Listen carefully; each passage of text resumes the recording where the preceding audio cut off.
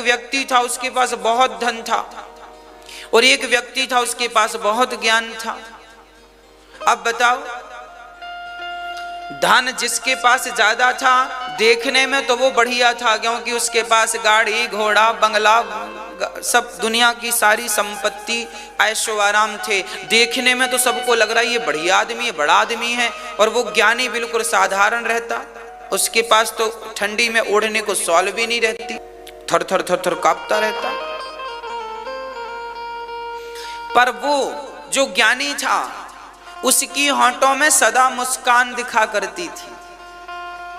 उसके पास ओढ़ने को कपड़ा नहीं था और खाने को पेट भर के रोटी नहीं थी, पर वो हर पल मुस्कुराता रहता था, मुस्कुराता रहता था, मुस्कुराता रहता था। और ये जो बड़ा आदमी था ये बहुत सारे कपड़े पहनता था, ब्रांडेड कपड़े, और बड़ा आदमी था, करोड़पति था, अरबपति था, पर ये हमेशा दुखी,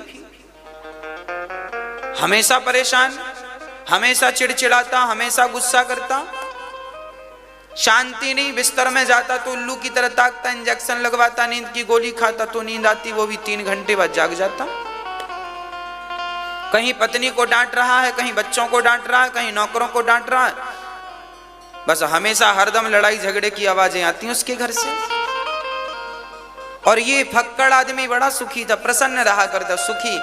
आप बताइए बढ़िया कौन है? जिसकी होंठों पे सदा मुस्कान है वो ठीक आदमी है, या जो सदा टेंशन में परेशान रहे वो ठीक आदमी है? बोलो, सिंपल है। जिसकी होंठों पे मुस्कान है वही सबसे अमीर है। आप बताओ, आपकी होंठों पे मुस्कान है या नहीं? ऐसा तो नहीं कि आप भी परेशान हैं, चिड़चिड़े स्वभाव के हो गए हैं, पत्नी को डांटते रहते हैं, माँ से झगड़ते रहते हैं, पड़ोसी से लड़ाई कर लेते हैं, ऐसा स्वभाव तो नहीं है आपका? बात बात में आपको गुस्सा आता है, ऐसे तो नहीं है? यदि ऐसे हैं तो फिर आपका जीवन व्यर्थ ही है, ये समझो, बेकार ही है। प्रसन्नता ही सबसे बड़ा धन है।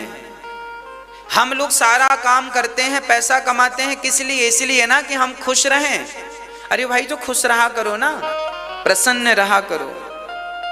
इसलिए कहता हूं कि गुरु कृपा यदि हो जाए तो जरूरी नहीं है कि तुम धनवान बन जाओगे, पर यह जरूर कहता हूं कि यदि गुरु की कृपा हो गई तो सदा सदा के लिए तुम्हारी होंठों पे मुस्कान आ जाएगी, और सदा फिर तुम नमक रोटी भी खाओगे ना तो 56 भोग खाने वालों से भी ज्यादा खुश रहोगे। कई लोग ना मालपुआ खाते हैं पर वो परेशान रहते हैं, और कई लोग बासी रोटी नमक के साथ खा लेते हैं, वो बड़े खुश रहते हैं। मैं तो उन्हें अच्छा मानता हूं जो बासी रोटी नमक के साथ खा के खुश तो हैं। ये मालपुआ खाने वालों की तरह झगड़ा तो नहीं कर रहे हैं। ये मालपुआ खाने वाले झगड़ा कर लेते हैं, गुस्सा करते हैं, चिड़चिड़ापन है स्वभाव में। तो इनसे अच्छा तो वो है जो बेचारा बासी रोटी खा के शांत चित्त से भगवान का चिंतन कर रहा है। कौन ठीक है भाई? कहने का तात्पर्य यह है, भगवान करे आप खूब मालपुआ खाएं, खूब 56 भोग खाएं, पर कहने का अर्थ यह है कि आप सदा प्रसन्न रहने की आदत बनाओ। और प्रसन्न आप तब ही रह पाएंगे जब आपके पास बहुत सारा धन होगा, तब नहीं, जब आपके पास बहुत सारी भक्ति, भगवत कृपा और ज्ञान की पूंजी होगी। जिसके पास ज्ञान है वो जंगल में भी खुश है, और जिसके पास ज्ञान नहीं है वो सोने की लंका में भी दुखी है। राम के पास ज्ञान था तो जंगल में खुश थे, और रावण के पास ज्ञान नहीं था। लोग कहते हैं बड़ा ज्ञानी था। अरे भाई ज्ञानी रहा होगा, पर ऐसा ज्ञानी कि पराई स्त्री को चुरा के ले आया, ऐसे आप कोई ज्ञानी कहेंगे? सारा ज्ञान तो फिर गया ना, एक हरकत के कारण, एक गलती के कारण। तो राम ज्ञानी थे, समझदार थे, राम मुस्कुराते थे जंगल में भी, और रावण लंका में रहकर भी टेंशन में। हाँ, कौन अच्छा, रावण की राम? जरूरी नहीं है कि तुम्हारे घर रहने के लिए सोने का बिस्तर हो, मखमल के गद्दे हो। जरूरी नहीं है कि आपको खुश रहने के लिए आपके पास बड़ी बड़ी मर्सिडीज जैसी गाड़ियां हों, आपको तो घास का बिछौना ही बहुत है खुशी के लिए। यदि जीवन में संतोष है और जीवन में ज्ञान है, सुदामा का चरित्र उठाकर देखिएगा। सुदामा जैसा गरीब कौन होगा? 4 दिन चूल्हा नहीं जलता, पर सुदामा मुस्कुराते रहते हैं। क्यों? क्योंकि विरक्त इंद्रियार्थेषु प्रशांतात्मा जितेंद्रिय। सुदामा जी ज्ञानी है। अच्छा, ज्ञानी, मैं बार बार ज्ञानी ज्ञानी शब्द कह रहा हूं, तो आप पहले ये समझो ज्ञानी कहते किसे हैं? ज्ञानी किसे कहते हैं? ज्ञानी की परिभाषा बताएगा कोई हमें? ज्ञानी किसे कहते हैं? वेद पुराण पढ़ने वाले को, वेद पुराण रटने वाले को ज्ञानी कहते हैं क्या?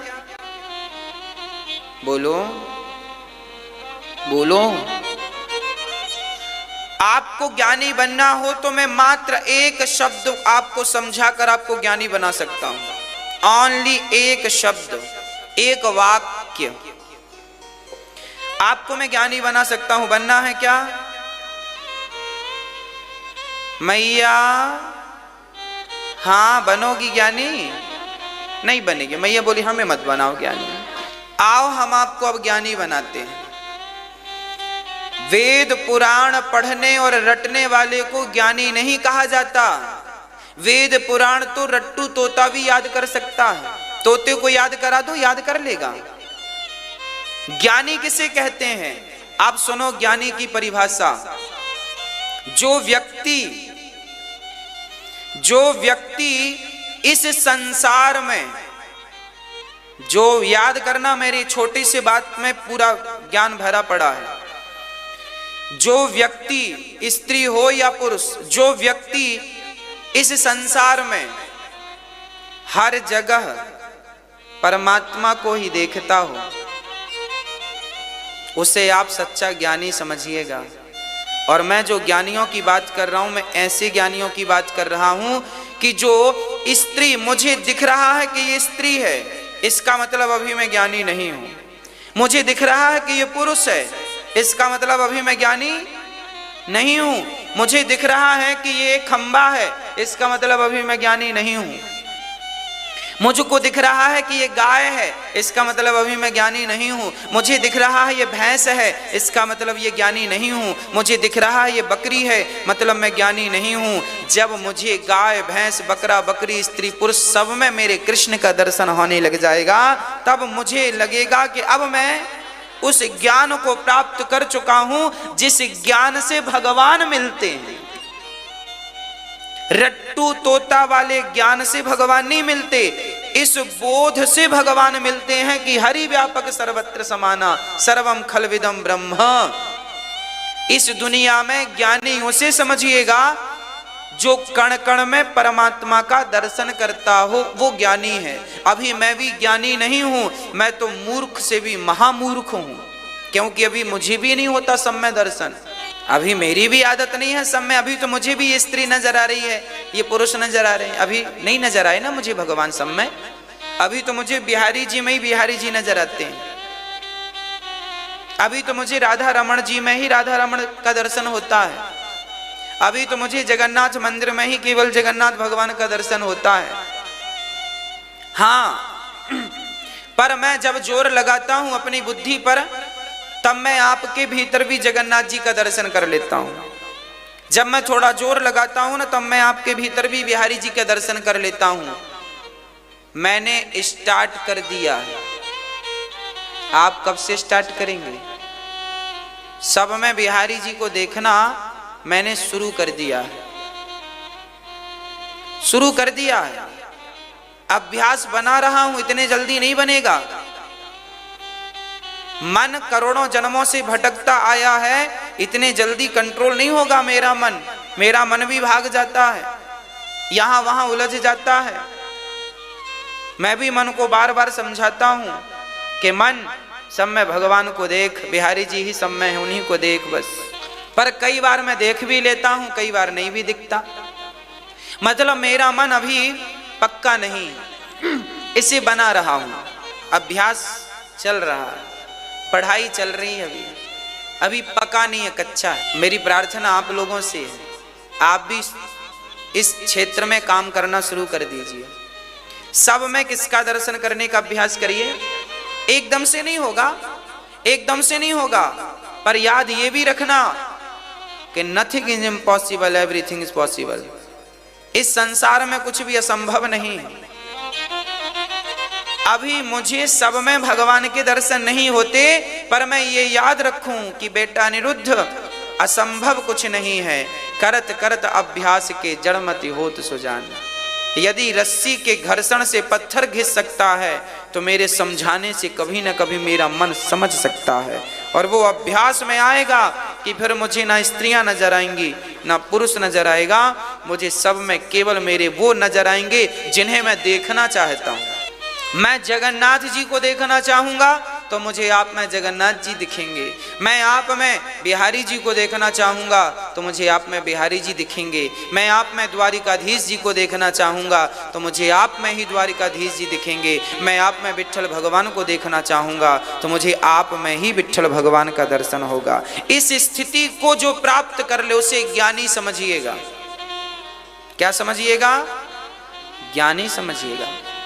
तो एक व्यक्ति धनवान है और एक व्यक्ति ज्ञानी है। ज्ञानी का तात्पर्य है इस कोटि का ज्ञानी। जब भी मैं ज्ञानी की बात कहूं तो मेरे ज्ञान की परिभाषाएं ये हैं, जो सब में गोस्वामी तुलसीदास जी देखते हैं, सीय राम मय सब जग जाने, आकर 4,84,000 जड़ चेतन जग जीव जत सकल राममय जान। ये गोस्वामी जी की बातें हैं। सब में वही है। मैंने अभ्यास करना शुरू कर दिया। अच्छा, मेरा एक अभ्यास सफल रहा। मैं एक अभ्यास में मैंने सफलता पाली। मैं कौन सा अभ्यास?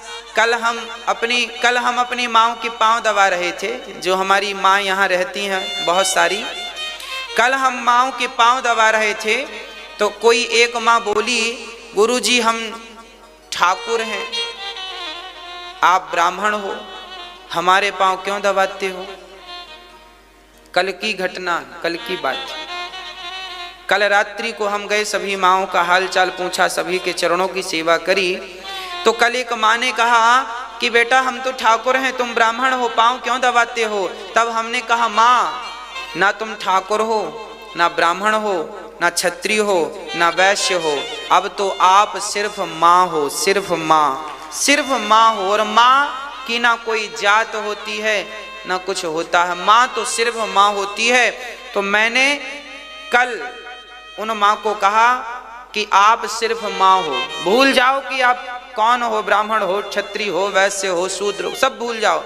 आप ये याद रखो कि आप सिर्फ माँ हो, सिर्फ माँ। हाँ, यही माँ है, वो सिर्फ माँ माँ होती है और कुछ नहीं होती। मैं तो माँ की दृष्टि से देखता हूं। तो मैंने अपनी एक आदत सुधार ली है। मुझे एक आदत सुधर गई मेरी। अब मुझे हर स्त्री में अपनी माँ का ही दर्शन होने लगा है। अब मुझे हर महिला अपनी माँ जैसी लगने लगी है। मेरी माँ है ये, मेरी माँ है ये, कब बेटा कह के बुला दे राम जाने। तो अब मैंने एक आदत तो बना ली है कि हर स्त्री में मैं अपनी माँ का ही दर्शन करता हूं, चाहे वो उम्र में बड़ी हो या छोटी हो, माँ तो माँ है। अब मुझे थोड़ा सा और इजाफा करना पड़ेगा। मुझे अभी हर स्त्री में माँ का दर्शन तो होने लगा है, पर अब धीरे धीरे मुझे अभ्यास ये बनाने पड़ेगा कि अब माँ से अब मैं अपनी माँ में बिहारी जी को स्थापित कर दूं, और जिसे मैं माँ की दृष्टि से देख रहा हूं अब उसे भगवान की दृष्टि से देखूं कि ये भगवान, यही भगवान है। बस ये क्या होगा? ये अभ्यास से आएगा, एकदम से नहीं आएगा। करत करत अभ्यास के जड़मति होत सुजान। ये अभ्यास का सब्जेक्ट। हम आपसे भी हाथ यही जोड़कर कहते हैं कि आप भी कुछ आदतें सुधारिए अपनी, कुछ तो सुधारिए। अरे कुछ तो अच्छा देखिए, कुछ अच्छा देखिए। जीव मात्र की सेवा कीजिए। अब मुझे अब मुझे नहीं लगता कि ये ब्राह्मण है, ये क्षत्रिय है, ये वैश्य है, ये शूद्र है। अब मेरे भीतर से जात पात की जो दीवारें थीं आपने तोड़ी मरोड़ी, नहीं तोड़ी मरोड़ी राम जाने, पर सच कहता हूँ, विश्वास से कहता हूँ, मैंने अपने भीतर से, मैंने तो कभी दीवारें खड़ी की ही नहीं थी, पर और जो कभी संदेह भी यदि रहा होगा तो वो संदेह भी नष्ट हो गया जात पात का। अब तो केवल माँ नजर आती है, कोई जात नजर नहीं आती मुझे आप लोगों में कोई जात पात नजर नहीं आती, मुझे आप लोगों में केवल मेरी मां नजर आती है। अब धीरे धीरे पुरुषों में पिता को देखने की दृष्टि आएगी, फिर धीरे धीरे सर्वम खलविदम ब्रह्मा, धीरे से फिर भगवान की दृष्टि लाएंगे कोशिश करके। ध्रुव जी महाराज से मां ने कहा, ध्रुव जी ने कहा भगवान कहाँ हैं? बोले कोई सच्चे गुरु मिलेंगे, जा भगवान की भक्ति करना, भगवान मिलेंगे। ध्रुव जी ने अपनी मां से कहा, मां ये भगवान कैसे मिलते हैं? ध्रुव जी से मां ने कहा, बेटा जैसे गुलाब में खुशबू मिलती है, हाँ जैसे गुलाब में से खुशबू हमें प्राप्त होती है, उसी प्रकार इस सृष्टि के कण कण से परमात्मा हमें प्राप्त होता है। जैसे दही का मंथन करने से मक्खन प्रकट होता है, उसी प्रकार भगवान का चिंतन करने से, भगवत प्रेम करने से, समाज की सेवा करने से, जैसे मथानी के चोट से, मथानी जब चलती है दही में तो वो रगड़ ही तो मारती है, चोट ही तो दही की नस नस तोड़ती है, और जब दही की नस नस उस मथानी के मंथन से टूटती है तो उस दही से मक्खन अलग और छाछ अलग हो जाती है। जैसे मथानी दही से मक्खन निकालना हो तो मथानी के बिना संभव है क्या? नहीं। जैसे दही का मंथन मथानी के बिना नहीं निकल सकता, उसी प्रकार संसार के कण कण में समाया हुआ परमात्मा प्रेम के बिना प्रकट हो ही नहीं सकता। प्रेम ही वो मथानी है। प्रेम की मथानी जब चलेगी ना तो कण कण में समाया हुआ परमात्मा तुम्हारे सामने मक्खन का लौंदा बन के प्रकट हो जाता है। बस उसी प्रकार भगवान प्रकट हो जाएंगे। कब? जब प्रेम की मथानी चलेगी तब। राम ही केवल प्रेम प्यारा, केवल प्रेम की मथानी, केवल प्रेम की मथानी चलाओ। भक्तों,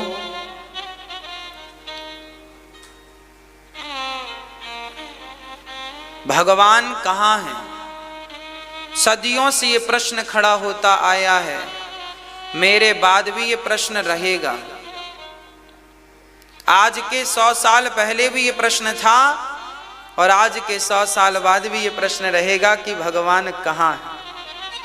पर आज के 100 साल बाद भी उत्तर यही था और आज के 100 साल बाद भी उत्तर यही रहेगा।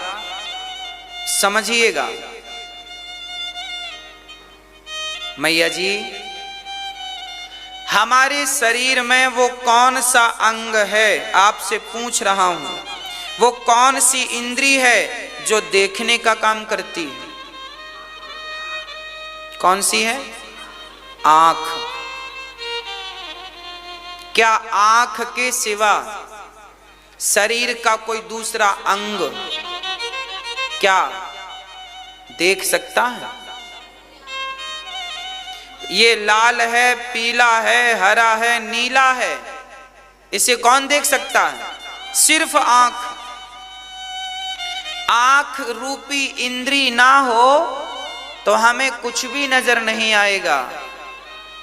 कान रूपी इंद्री ना हो तो कुछ भी सुनाई नहीं पड़ेगा। सुनने के लिए कान का होना जरूरी है कि नहीं? देखने के लिए आंख का होना जरूरी है कि नहीं? उसी प्रकार जैसे देखने के लिए आंख जरूरी है, सुनने के लिए कान जरूरी है, उसी प्रकार परमात्मा को देखना हो तो प्रेम जरूरी है, भक्ति जरूरी है। उस प्रेम के बिना, उस भक्ति के बिना, उस भाव के बिना संभव नहीं। इन आंखों से आप दिखते हैं तो उस प्रेम के चक्षु से परमात्मा दिखता है। जैसे माइक्रोस्कोप यंत्र होता है, सूक्ष्मदर्शी यंत्र, हाथ में बैक्टीरिया है। एक वैज्ञानिक साइंटिस्ट विज्ञान पढ़ने वाले बच्चे ने हमसे पूछा, महाराज जी भगवान है तो दिखाओ, भगवान हो तो दिखाओ हमें। साइंस का स्टूडेंट था। हमने कहा बेटा हमारे हाथ में बैक्टीरिया है या नहीं? उन्होंने कहा है। तो हमने कहा दिखा। बोले आपको मशीन के पास चलना पड़ेगा, सूक्ष्मदर्शी यंत्र माइक्रोस्कोप के पास चलना पड़ेगा, उससे हम देखकर बताएंगे कि बैक्टीरिया कितने कहां कहां।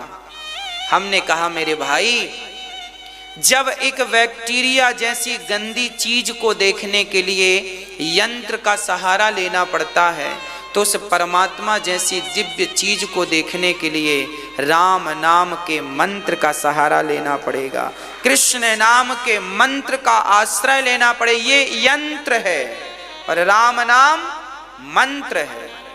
एक बार यंत्र काम करता है, यंत्र मंत्र तंत्र काम करते हैं अपना अपना, इसलिए अपवाद ना पालो। एक पत्नी कथा सुनकर घर गई, पति से कहा, पति बड़ा दुष्ट प्रकृति का था, कहाँ गई थी? बोले कथा सुनने। क्या सुना? बोले भगवान सब जगह है। पत्नी ने बोल दिया कि आज हमें ये सुनाया गुरुजी ने कि भगवान सब जगह है। पति बड़ा बेवकूफ था, बोला भगवान कहाँ है दिखा। कढ़ाई लेके आया, बोले ये भगवान है, यहाँ है, दिखा कहाँ। लो बाल्टी लेके आ गया, बोले सब जगह भगवान है, तो इसमें कहाँ भगवान दिखा। पत्नी की साड़ी लेके आ गया, बोले तेरी साड़ी में कहाँ भगवान दिखा। अब पत्नी बेचारी भोली भाली, उसके प्रश्नों का कोई उत्तर दे ना पाई। पति उससे डांटने लगा, पागल हो गई है, 3-3 घंटे बैठी रहती है, भगवान सब जगह है, भगवान सब जगह है तो दिखा, दिखते क्यों नहीं। पत्नी चुपचाप थी, हर बात, हर व्यंग, हर कटाक्ष सुन रही थी, केवल शांति से। दूसरे दिन उसके सिर में दर्द हो गया, पति जी के लगा रोने। पत्नी से कहा सुनो डॉक्टर साहब को बुलाओ। पत्नी ने कहा क्या हुआ? बोले सिर में दर्द है। पत्नी बोली सुनो सिर में दर्द नहीं है आपके, आप झूठ बोल रहे हैं। पति बोला सिर फटा जा रहा है, हम झूठ क्यों बोलेंगे। पत्नी ने कहा सिर में दर्द है तो हमें क्यों नहीं दिखता, दिखाओ हमें। पति बोला तू पागल हो गई, तेरा दिमाग खराब हो गया, सिर का दर्द भी नजर आएगा क्या। पत्नी बोली दर्द है तो नजर क्यों नहीं आएगा भाई, जो होता है वो दिखता है और जो नहीं दिख रहा है मतलब नहीं है, आप झूठ बोल रहे हैं। पति बोला दर्द है और दर्द कोई दिखा सकता है क्या। पत्नी ने हाथ जोड़कर कहा स्वामी जी जैसे दर्द होता है पर दर्द को दिखाया नहीं जा सकता, दर्द का अनुभव तो किया जा सकता है, उसी प्रकार परमात्मा है, उसे दिखाया तो नहीं जा सकता पर भक्ति करके उसका अनुभव किया जा सकता है। ये तो दर्द की तरह है। मीराबाई ने यह बात स्पष्ट कर दी है। मीराबाई कहती है मेरे अंग अंग में दर्द है। किसी ने कहा मीरा दर्द है तो चलो वैद्य जी को दिखा देते हैं। बोले मीरा ने कहा मेरे वैद्य तो मेरे कृष्ण है, जब तक वो नहीं आएंगे तब तक मेरा इलाज नहीं होगा, क्योंकि मुझे तो कृष्ण प्रेम का दर्द है। सिया राम ही उपाय, सिया राम ही उपेय, वही बीमारी है और वही इलाज है। इसलिए ये दर्द जो है, दर्द बनके जो दिल में समाये मेरे, अब निकल के ना जाने का वादा करो। दर्द बन के जो दिल में समाए मेरे, अब निकल के न जाने का वादा करो। आ गए हो अगर शाम इस मोड़ पर, तो हमसे मिलने मिलाने का वादा करो। भगवान दर्द की तरह है, तो अब मेरे शरीर में दर्द है। आप कहेंगे कहाँ है, मैं कहूँगा यहाँ है। अच्छा यहाँ तो नहीं नजर, कपड़ा है, कपड़ा हटाएंगे तो चमड़ी है। कहाँ दर्द है? चमड़ी तो दिख रही है, दर्द नहीं दिखता। इन विज्ञान के स्टूडेंटों को कोई तो समझा दो कि भैया जैसे दर्द को तुम नहीं दिखा सकते, ऐसे कृष्ण को हम नहीं दिखा सकते। जैसे दर्द का अनुभव तुम कर सकते हो, ऐसे कृष्ण का अनुभव हम कर सकते हैं। बस ये तो दर्द है ना। ये दर्द सबके भीतर होना चाहिए। गोपियों के भीतर ये दर्द था, तब गोपियां गाती हैं और गोपियां अपना दर्द बयां करती हैं। ध्रुव जी महाराज माँ के वचनों पर विश्वास करके गए। नारद जी जैसे गुरु मिले, ओम नमो भगवते वासुदेवाय का मंत्र दिया। इस मंत्र का जाप करके ध्रुव जी ने 6 महीने की तपस्या में भगवान को पा लिया। 1 माह में 3 दिन में एक बार ध्रुव जी कुछ खाते, बेर और कैथ का फल खाते। दूसरा माह लगा तो 6 दिन में एक बार खाते। ध्रुव जी भगवान को पाने गए थे तो रोज नहीं खाते थे। याद रखना, खाने की बात मैं क्यों कर रहा हूं। जिसने खाने पर नियंत्रण कर लिया, उसके जैसा सुखी इस दुनिया में कोई नहीं। आप कितना खाते हैं? 2 किलो? हाँ। जो व्यक्ति खाने पर नियंत्रण कर लेता है वो दुखी नहीं होता। ना तो शरीर रोगी होता है, ना मन रोगी होता है। ध्रुव जी रोज नहीं खाते हैं, 3 दिन में एक बार खाते हैं। 5 साल के हैं तो इतना संयमी जीवन है। 40 और 50 साल के रहे होंगे तो सोचो कितना संयमी जीवन रहा होगा, है ना मैया जी। खाने पीने में कंट्रोल। आपकी जो जिह्वा है ना 3 इंच की, इसमें आपका कंट्रोल नहीं। पेट भरा है फिर भी ठूंसे जा रहे हैं। भरा है, चर्बी बढ़ा ली है। स्वस्थ रहना है तो भोजन 50 साल की जब आपकी एज हो जाए, उम्र हो जाए, तो हर 50 साल का व्यक्ति मेरी बात ध्यान से सुने। 50 साल के बाद केवल 1 टाइम भोजन करो। कितनी बार खाओ? 1 बार। सुबह नाश्ता कर लो, चने अंकुरित करके खा लो, या बादाम भिगा के खा लो, काजू भिगा के खा लो, या चने दाल भिगाओ रात को, सवेरे अंकुरित खाओ। सवेरे नाश्ते में अंकुरित अनाज हो। और दोपहर को भोजन 10 बजे 11 बजे जो भी आप खाते हैं वो पेट भर के आप दाल चावल सिंपल रोटी जो भी आप खाते हैं खाइए। उसमें भी सलाद ज्यादा खाइए, गाजर ज्यादा खाइए, पालक के पत्ते चबाइए, चुकंदर खाइए, आंवला खाइए, आंवले का सीजन चल रहा है, खाइए। भोजन में सलादें जरूर होनी चाहिए।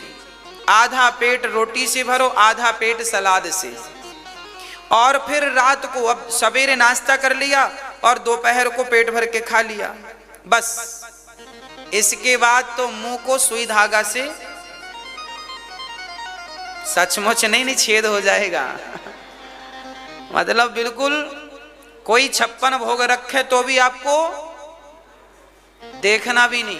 बाप था और एक बेटी थी। बहुत ध्यान से ये कहानी सुनिएगा। एक पिता था, एक पुत्री थी, बस 2 ही लोग थे घर में।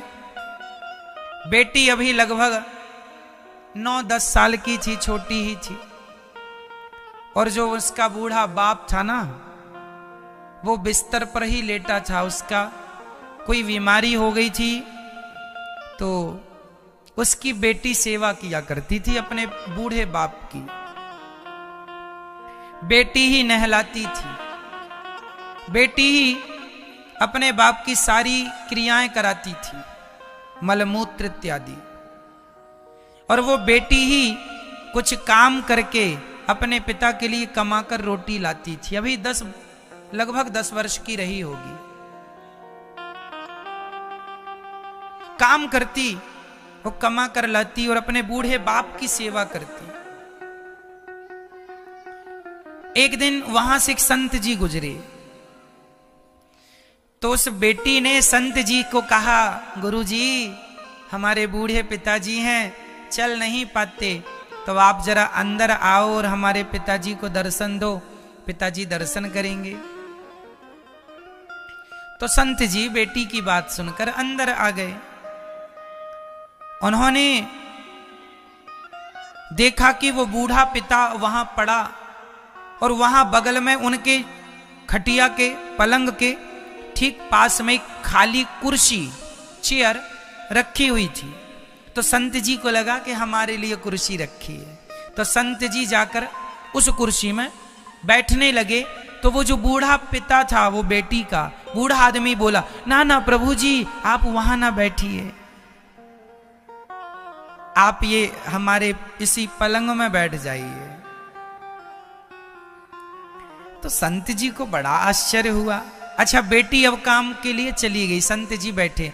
अब संत जी और वो बूढ़ा आदमी दोनों बात कर रहे हैं। संत जी ने पूछा कि ये खाली कुर्सी रखी और आपने हमें बैठने इसमें नहीं दिया, क्यों? तो उस बूढ़े आदमी ने कहा कि महात्मा जी, साधु जी, ये जो खाली कुर्सी है ना, ये खाली नहीं है, एक्चुअली इसमें कोई बैठा है, इसलिए मैंने आपको उसमें बैठने नहीं दिया, खाली नहीं है।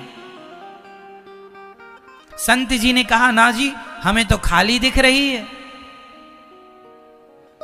तब उस बूढ़े आदमी ने कहा कि प्रभु मैं मंदिर तो जा नहीं सकता, मैं तीर्थ यात्रा पर तो लंगड़ा हो गया हूं, चल नहीं पाता, मैं तो जा नहीं सकता, तो मैं अपने सामने यह कुर्सी रखा हूं और मैं यही भाव बना के रखता हूं कि इस कुर्सी पर मेरे श्याम सुंदर बैठे हैं और मैं हमेशा उनसे बात करता रहता हूं। खाली कुर्सी में उन्होंने भाव ये बनाया कि इस कुर्सी पर भगवान कृष्ण बैठे हैं। समझिएगा, ये भावना है। मान लो कि भगवान यहां हैं तो भगवान हैं, और नहीं माना तो कहां है भगवान? उस बूढ़े आदमी ने मान लिया कि इस कुर्सी में, और वो संत जी से बताए कि मुझे कई बार यह एहसास भी होता है कि यहां भगवान है, मैं बात भी करता हूं। संत जी की आंखों में आंसू आ गए। वाह भैया, हम साधु बने हैं, हमारा भाव कभी ऐसा ना हो पाया, और आप गृहस्थ में रह के इतना ऊंचा भाव रख रहे हैं। संत जी ने उनके चरणों को प्रणाम किया और संत जी उन्हें प्रणाम करके अब वहां से चले गए। और उसी दिन उन बूढ़े व्यक्ति के प्राण छूट गए। जब वो बेटी आई शाम को, तब तक तो उनके पिताजी वहां मृत पड़े थे, पर बेटी ने एक आश्चर्य देखा कि हमारे पिताजी जब मरे तो ऐसे मरे मानो वो किसी की गोद में सिर रख के मरे हों। ऐसी अवस्था, ऐसी मुद्रा थी उनकी मरते समय। ऐसा लग रहा था कि ये किसी की गोद में सिर रखे हों। ये बात बेटी ने संत जी को बताई संत जी फिर रो पड़े कि भगवान की गोद ही थी वो और किसी की गोद नहीं। मानो तो मैं गंगा मां हूं, ना मानो तो बहता पानी। ईश्वर मानने का विषय है, ना मानने का तो कोई सवाल ही खड़ा नहीं होता। इसलिए जो आपके घर में छोटा सा मंदिर है वहां ये विश्वास रखा करो कि यहाँ भगवान है, जाकर बैठा करो, भगवान से बात किया करो, अपना दुख अपना सुख सुनाया करो। प्रभु ये हुआ, ये कोई पत्थर की मूर्ति नहीं है, ये पीतल की मूर्ति नहीं है, भगवान है, भगवान है। भावना की ज्योत को जला के देखिए, बोलती हैं मूर्तियां बुला कर देखिए।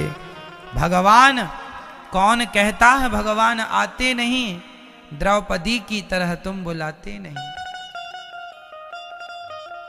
भावनाओं की जरूरत है, भाव प्रधान होनी चाहिए भक्ति। तो आप भी अपने आसपास किसी स्थान पर ये भाव बनाइए कि यहां पर ईश्वर है। भाव,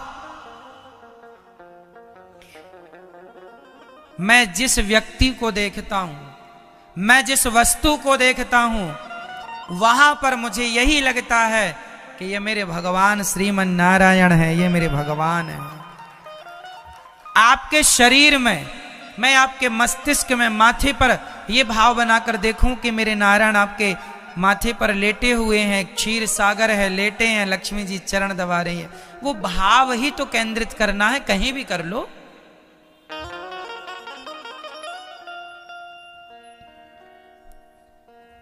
ये स्मरण बना रहे भगवान का कि भगवान हमारे पास हैं, करीब है। श्रवणम कीर्तनम स्मरणम पाद सेवनम, चरणों की सेवा। भक्ति क्या है? चरण दबाना, अपने से बड़ों की सेवा करना। क्या है ये मेरी मां? सेवा है। जैसे आप अपने माता पिता को भागवत सुनवाते हैं, जो हैं उन्हें या जो नहीं है उनके लिए पोथी पाठ कराते हैं, यह भी एक सेवा है। आप अपने पूर्वजों के आत्म कल्याण के लिए भागवत जी की पोथी कराते हैं, यह एक सेवा ही तो है। तो सेवा किया करो अपने मां बाप की। अपने पूर्वजों का जो ऋण है, आप अपने पूर्वजों के लिए कुछ करते रहें तो ऋण कम होता रहेगा।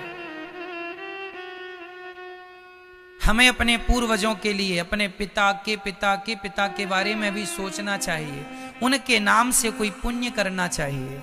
जैसे अभी 15 फरवरी को यहाँ भागवत जी की पोथी बैठेंगी, आप भी अपने पूर्वजों के लिए पोथी पाठ का अनुष्ठान करा सकते हैं। अभी ये माघ का महीना चल रहा है, तो आप पूर्वजों के कल्याणार्थ करा सकते हैं, ताकि आपके द्वारा एक पुण्य का कार्य हो जाए। जब भागवत जी का पूरा 18,000 श्लोक संकल्प लेकर आपके पूर्वजों के लिए पढ़ा जाएगा, वो पाठ किया जाएगा। परीक्षित ने क्या सुना? भागवत जी ही तो सुनी, सदगति हुई। इस कली काल में केवल भागवत जी ही हमें मोक्ष दे सकती हैं, सदगति हमारी कर सकती हैं। इसलिए हम अपने पूर्वजों की सदगति के बारे में सोचें, ये भी हमारा धर्म ही है। आप अपने कल्याणार्थ सोचें, आप अपने आत्म शांति के लिए, घर की सुख शांति और समृद्धि के लिए करा सकते हैं, तो आप भागवत जी की पोथी पाठ का अनुष्ठान करा सकते हैं। अभी 15 फरवरी से होंगी पोथी पाठ, आप करा सकते हैं। प्रिय भक्तों, सेवा सबसे बड़ा धर्म है, इसलिए जितनी हो सेवा करो।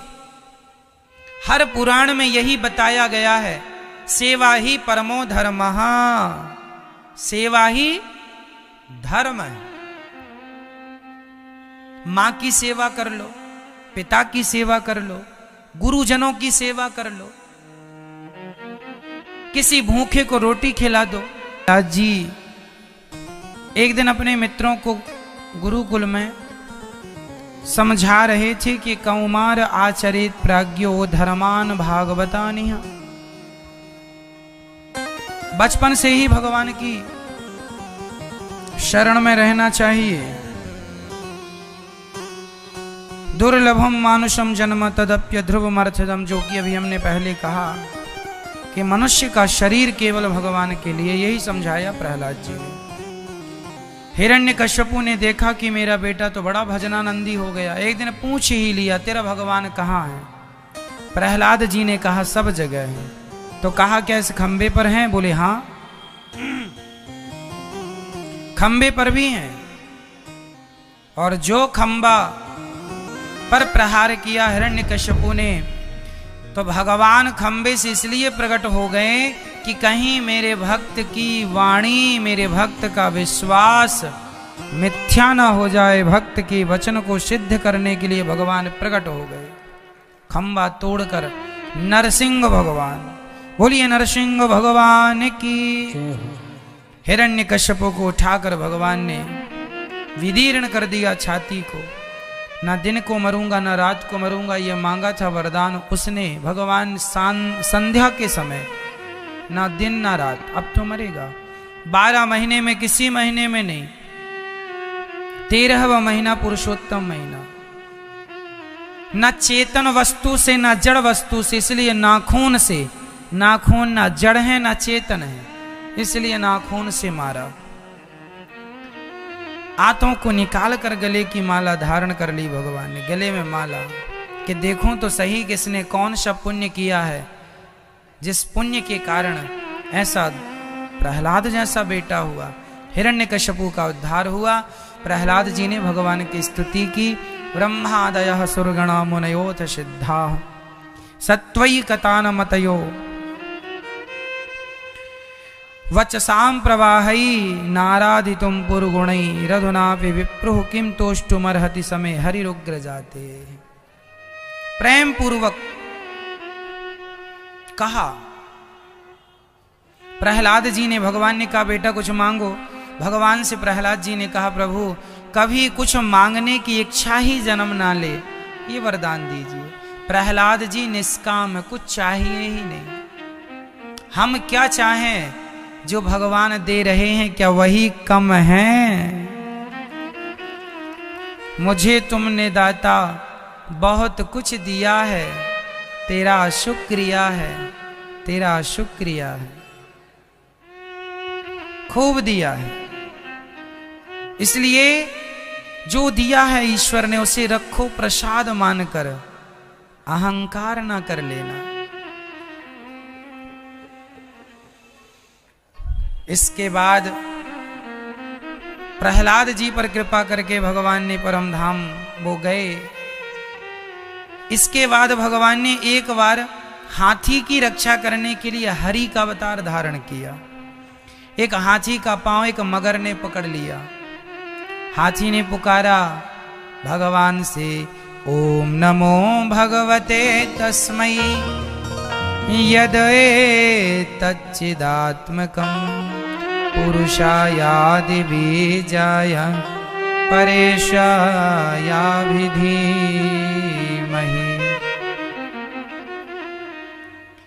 एक बार प्रहलाद जी, एक बार हाथी ने बुलाया तो भगवान ने हरि का अवतार धारण किया और हाथी की रक्षा की, मगर का उद्धार किया।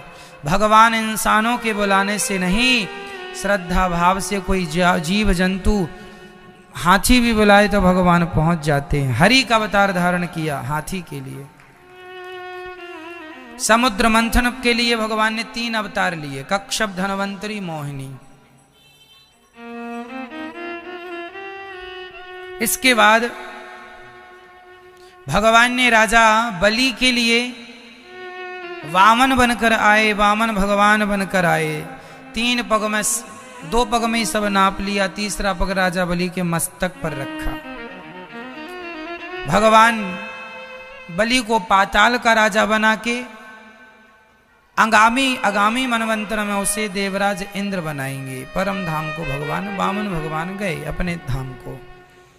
इसके बाद भगवान मत्स्य अवतार धारण करते हैं और हयग्रीव नाम के दैत्य का उद्धार। एक बार भगवान सूर्य वंश में भगवान नारायण के पुत्र, फिर ब्रह्मा, ब्रह्मा के फिर मरीचि, इन्हीं के वंश में कश्यप, इन्हीं के वंश में राजा नभग, नभग के नाभाग, नाभाग के अम्बरीश, जिन्होंने एकादशी का व्रत किया है। अम्बरीशो महाभागा सप्तद्वीपवती मही, इतने बड़े राजा थे अम्बरीश, पर भगवान की कृपा को महसूस करते थे। एकादशी का व्रत तो हर हिंदू को, हर सनातनी को करना चाहिए। कई माताएं बहनें साल 2 साल एकादशी रहेंगी और फिर उद्यापन के पीछे पड़ जाएंगी। उद्यापन हो जाएगा महाराज, उद्यापन एकादशी का, तो तुम्हें इतनी जल्दी क्या हो उद्यापन करने की? उद्यापन करना ही है तो अपने काम का, क्रोध का, लोभ का, झूठ का उद्यापन कर दीजिए। झूठ बोलना छोड़ दीजिए, वो उसका उद्यापन नहीं करेंगे। एकादशी छोड़ दें, काहे छोड़ो एकादशी? अच्छी चीजें छोड़ देते हैं, बुरी चीजें। एकादशी का उद्यापन नहीं, झूठ का उद्यापन करो। किसका उद्यापन? झूठ का, कपट का, छल का, निंदा का, चुगली का। इसका नहीं करते लोग उद्यापन। महाराज एकादशी का करा दो। एकादशी तो मरते समय तक रहो। एकादशी करते करते प्राण निकले, इससे बड़ा सौभाग्य क्या है? उद्यापन करने का अर्थ है छोड़ना। तो छोड़ दीजिए ना, झूठ का उद्यापन कर लीजिए। उसका नहीं करेंगे, वो झूठ मरते समय तक बोलेंगे। और एकादशी अभी से छोड़ दिए।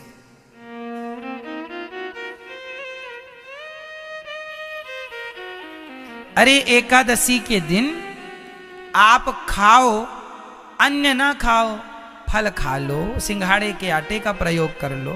बहुत सारी चीजें खाने, भूखा थोड़ी मरने का हम कह रहे हैं आपको भूखा मरो। पर एकादशी के दिन अन्न ना खाओ और एकादशी के दिन अधिक से अधिक भगवान का चिंतन जिस दिन करो वही दिन व्रत होता है। भगवान की प्राप्ति का संकल्प ही सच्चा व्रत है। आज तो लोग जानते नहीं व्रत का अर्थ क्या होता। व्रत का अर्थ है प्रतिज्ञा। आज से हम प्रतिज्ञा लें, कभी झूठ नहीं बोलेंगे, ये व्रत है। हम किसी का दिल नहीं दुखाएंगे, ये व्रत है। एक मैया 4 धाम करके गई घर, सबसे बताएं हम तो 4 धाम कर आए, हम तो लहसुन भी नहीं खाते, हम तो प्याज भी नहीं खाते। अच्छा है कि आप लहसुन प्याज भी नहीं खाते। एक मैया सबसे बताए महाराज हम तो लहसुन प्याज नहीं खाते, लेकिन पड़ोसन के घर में बैठकर अपनी बहू की 1 घंटे तक बुराई करती है। लहसुन प्याज छूट गई पर निंदा और चुगली नहीं छूटी। तो लहसुन प्याज छोड़ के भी क्या तुम भगवान को पालोगे? छोड़ना क्या है? झूठ कपट छोड़ना है, निंदा चुगली छोड़ना है। वो तो छूटता नहीं है।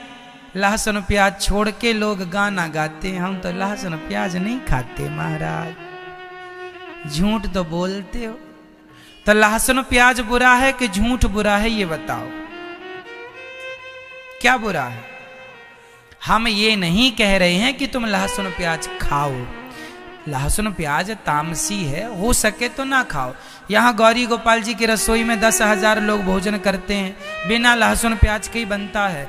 आपने खाया होगा, स्वाद रहता है कि नहीं? प्रसाद में स्वाद भी है।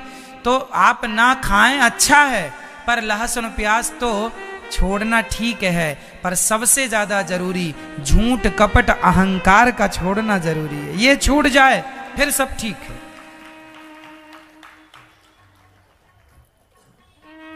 ठीक है, तो उद्यापन एकादशी का नहीं, किसका करोगी मैया?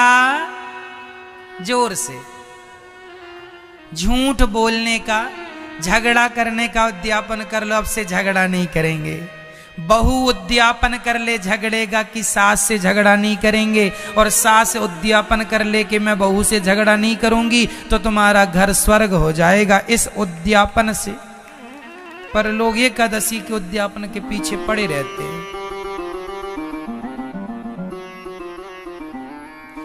अम्बरीश जी ने एकादशी का व्रत किया। भगवान ने अपने दुपट्टे से उनकी, जब वो गेहूं पीसते तो भगवान उनको हवा करते, ऐसे भगवान अम्बरीश पर एकादशी के कारण कृपा हुई।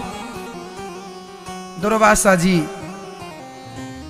के क्रोध की चर्चा है, भगवान के सुदर्शन के द्वारा उनके क्रोध की निवृत्ति है, और अम्बरीश जी के द्वारा उनको क्षमादान है, और भगवान की कृपा की। भगवान के भक्त, अहम भक्त पराधीना, मैं भगवान कहते हैं मैं भक्तों के अधीन हूं। भगवान कहते हैं मुझे लात मार दोगे मैं सहन कर लूंगा, पर मेरे भक्तों को कुछ कहोगे मैं नहीं सहन करूंगा, मैं भक्तों के अधीन हूं। आज पूज्य श्री अनिरुद्धाचार्य जी महाराज ने हम सभी लोगों को बहुत ही उत्तम एवं शिक्षाप्रद कथा सुनाई है। आशा करता हूं कि इस शिक्षाप्रद कथा से हम सभी लोग कुछ न कुछ शिक्षा अवश्य ग्रहण करेंगे और अपने जीवन को सुखी और सात्विक बनाने का प्रयास करेंगे। मित्रों, अगर आपको यह शिक्षाप्रद कथा पसंद आई हो तो वीडियो को लाइक करें और अधिक से अधिक लोगों को शेयर भी करें, जिससे और भी लोग महाराज जी की इस शिक्षाप्रद कथा से शिक्षा लेकर अपने जीवन को सुखी बना सकें। मित्रों, अगर आपने अभी तक हमारे चैनल को सब्सक्राइब नहीं किया है तो हमारे चैनल को तुरंत सब्सक्राइब भी कर लें, जिससे आपको नोटिफिकेशन के माध्यम से महाराज जी के शिक्षाप्रद कथा तुरंत प्राप्त हो सकें। मित्रों, तो कल फिर किसी शिक्षाप्रद कथा के साथ आप लोगों के समक्ष प्रस्तुत होंगे। तब तक के लिए जय श्री राधे।